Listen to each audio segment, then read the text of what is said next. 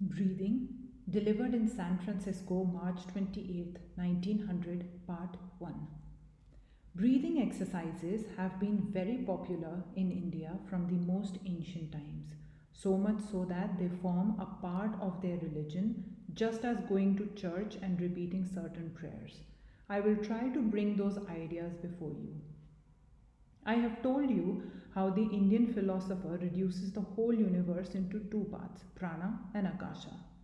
Prana means force, all that is manifesting itself as movement or possible movement, force or attraction. Electricity, magnetism, and all the movements in the body, all the movements in the mind, all these are various manifestations of one thing called prana. The best form of prana, however, is in the brain, manifesting itself as light of understanding.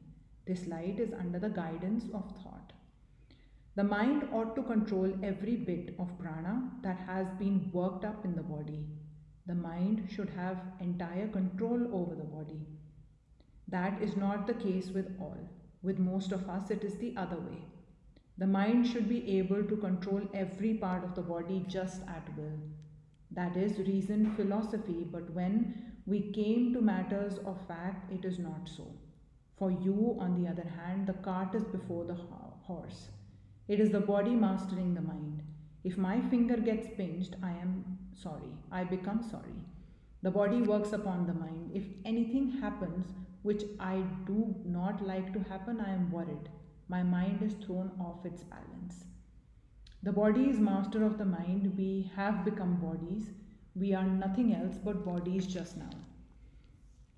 Here comes the philosopher to show us the way out, to teach us what we really are. You may reason it out and understand it intellectually, but there is a long way between intellectual understanding and the practical realization of it.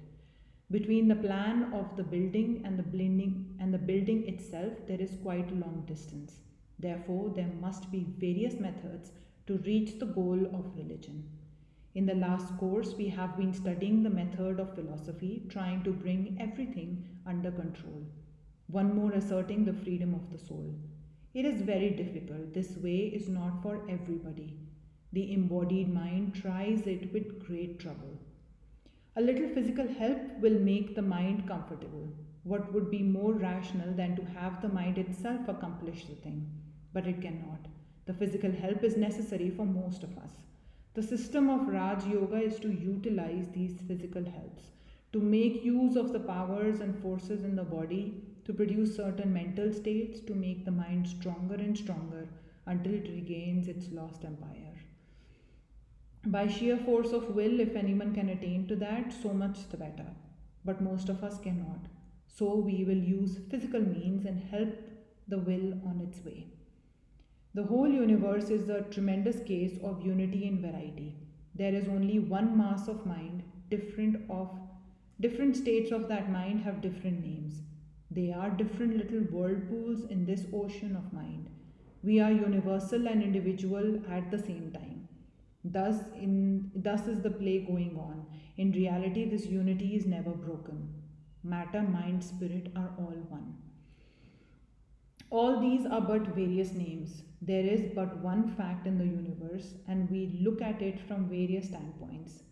The same fact looked at from one standpoint becomes matter, the same one from another standpoint becomes mind. There are not two things. Mistaking the rope for the snake, fear came to a man and made him call somebody else to kill the snake. His nervous system began to shake, his heart began to beat. All these manifestations came from fear, and he discovered it was a rope and they all vanished. This is what we see in reality.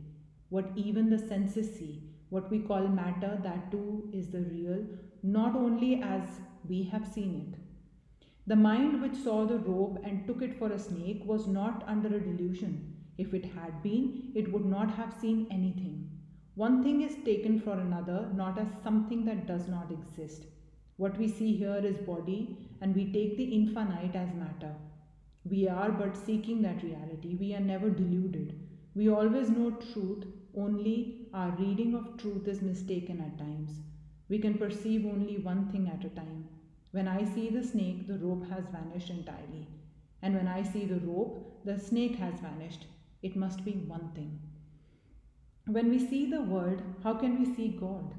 Think in your own mind.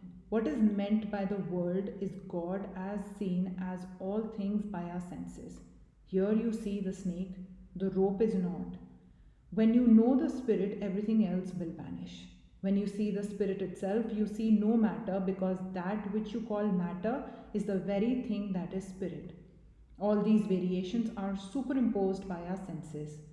The same sun, reflected by 1,000 little wavelets, will represent to us thousands of little suns. If I am looking at the universe with my senses, I interpret it as matter and force. It is one and many at the same time. The manifolds does not destroy the unity. The millions of waves do not destroy the unity of the ocean. It remains the same ocean. When you look at the universe, remember that we can reduce it to matter or to force. If we increase the velocity, the mass decreases. On the other hand, we can increase the mass and decrease the velocity. We may almost come to a point where all the mass will entirely disappear.